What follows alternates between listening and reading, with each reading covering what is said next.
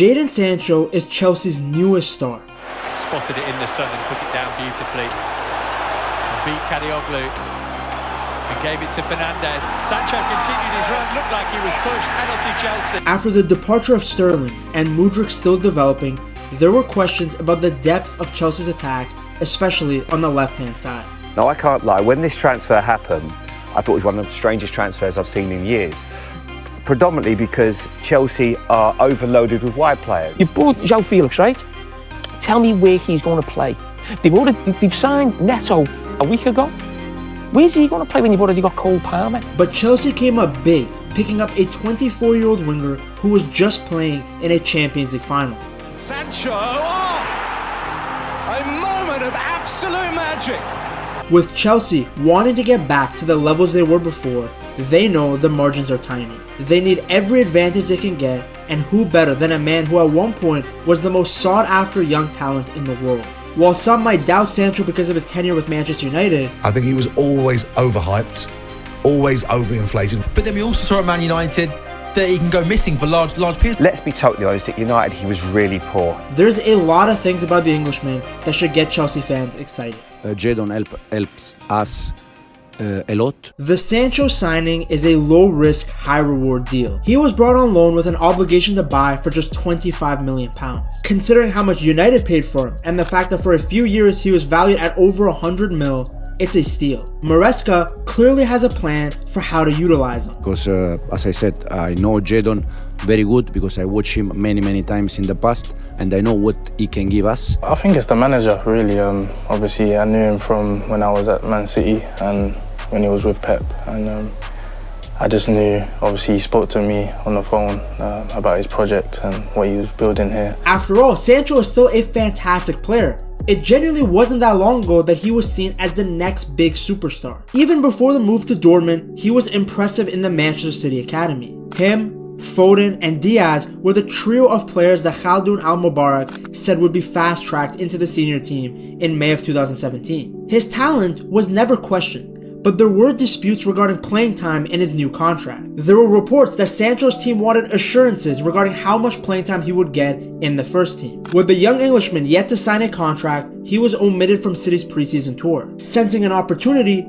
other big clubs started circling around. Sancho was one of the brightest prospects in Europe, with teams like Arsenal and Tottenham ready to immediately make a move if Sancho decided to leave. At the same time, there were reports that Sancho was interested in moving away from City, as he missed training following a preseason tour. He decided, or I don't know, him or their manager decide, I'm not going to sign the contract. In that season said, okay, so we are not going to travel to state because if we want to sign the contract, we're going to stay here. And after that, the last 2 or 3 weeks, he didn't appear in the training sessions. We offered him the best contract possible to continue with us, but he decided to move on. And with that, we cannot fight. Seeing no future for himself in England and specifically at City, Sancho made a surprise move abroad, joining Borussia Dortmund. It was unprecedented, and just 6 minutes into his debut, he made history, becoming the first Englishman to play a Bundesliga match for Borussia Dortmund. Of course, since then, we've seen Jude Bellingham play for Borussia Dortmund, and even right now they have another Englishman in Giddens.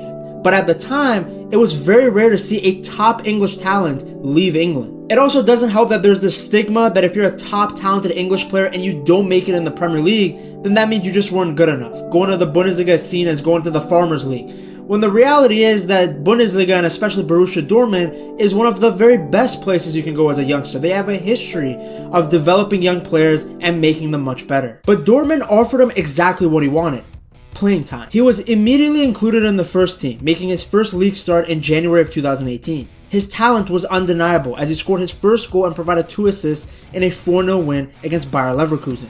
As he began adjusting to life in Germany, he got even better. He was named Bundesliga Player of the Month in October of 2018 after he got 3 goals and an assist in just 3 league games. His brace against Hertha saw him become the first player born in the 2000s to score twice in a single Bundesliga match, and the youngest to ever do it for Dortmund. He continued making history, becoming the first player born in the 2000s to score in the Champions League as well. By the end of the 2019 season, Sancho had scored 12 goals and provided 14 assists, as he was named in the Bundesliga team of the season.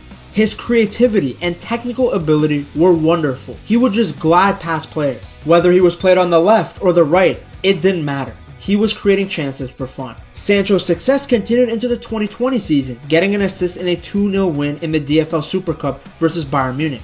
Life was going great, and later that month, Sancho agreed to a new contract with Dortmund, extending his stay in Germany. It seemed like every single game he was either getting a goal or an assist. Things got even easier for Sancho when Dortmund ended up signing Haaland, a big reason why Sancho finished the season with 20 goals and 20 assists. He even picked up his first hat-trick in a 6-1 win against Paderborn. I think people forget that he was putting up outstanding numbers like this, and at the time, he was just 20 years old. It's why he finished as the runner-up for the Copa Trophy and the Golden Boy Award. With the duo of Sancho and Haaland, Dortmund were incredibly exciting, with Sancho ending the 2021 season with 16 goals and 20 assists. 2 of those goals coming in a 4-1 win over Leipzig in the 2021 DFB Pokal final. Back-to-back seasons with 20 assists. Sancho was on fire. This is the reason that this guy was valued at over 100 mil. With so much hype around the Englishman and his talent being so obvious, Manchester United came calling.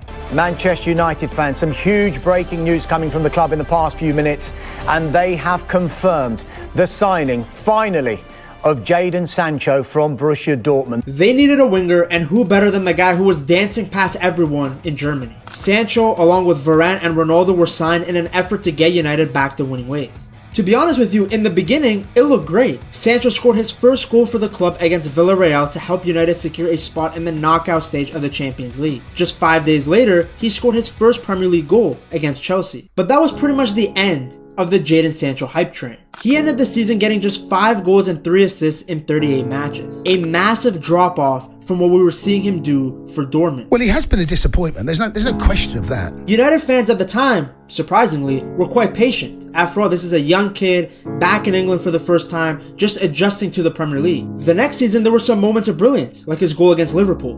But that was it. Just moments. His performances got worse, and reports came out that Sancho was working on overcoming not just physical issues, but mental ones too. Now, Erik ten Hag has revealed Jadon Sancho is not physically or mentally ready to play for Manchester United. In the beginning of the season, he had missed United's training camp in Spain during the World Cup, instead training by himself in the Netherlands. Ten Hag started playing him less, claiming that he was not fit, while suggesting the problem was more than just a physical one. He missed a significant amount of games from November till the end of January. When he did play, it was a shadow of the guy we watched at Dortmund. The next season, things got even worse. There were issues, and we have had issues all the way through. So his staying here at Manchester United so far is not a success. Sancho was not included in United's squad for their game against Arsenal on the 3rd of September 2023, with Ten Hag explaining that Sancho was not picked due to his performances in training, stating that players have to reach a level every day at Manchester United. Performance on the training, we didn't select him. You have to reach a level every day on Manchester United, and we can make choices in the front line. And so for this game he wasn't selected. On social media, Sancho hit back to Ten Hag's claim, stating that he had been a scapegoat. And he said that he'd conducted himself very well in training.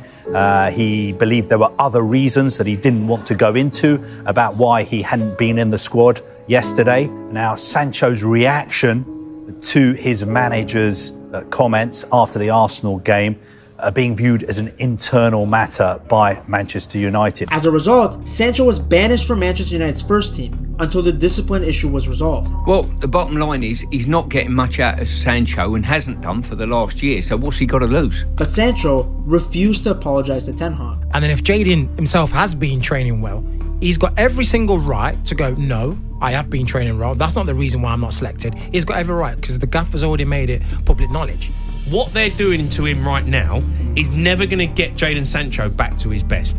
All you're going to do is mentally damage the football player to make him feel even worse than he already does. Now, in reality, we will never know what happened between Ten Hag and Sancho. Maybe in a few years, if one of them gets on a podcast, we'll know the details. Who also knows what the other reasons were that Sancho alluded to in his social media posts? Given the way Ronaldo was treated and Ten Hag having issues with other players, the Dutch manager does tend to be the common ingredient in a lot of these instances. With tensions being so high and neither of them willing to fix the situation, Sancho was sent on loan back to the club where he made his name, Borussia Dortmund. It has been confirmed that Jadon Sancho, his loan deal to Borussia Dortmund, has been confirmed. No option to buy, by the way. It really didn't look that great for United because Sancho immediately hit the ground running back at his former club. On his first game back, he assisted Marco Reus, and it literally looked like a Borussia Dortmund match from 2019. In March, he scored against Werder Bremen, tying Tony Woodcock, what a fantastic name, as the highest scoring Englishman in the Bundesliga. Just 4 days later, he scored against PSV in the Champions League,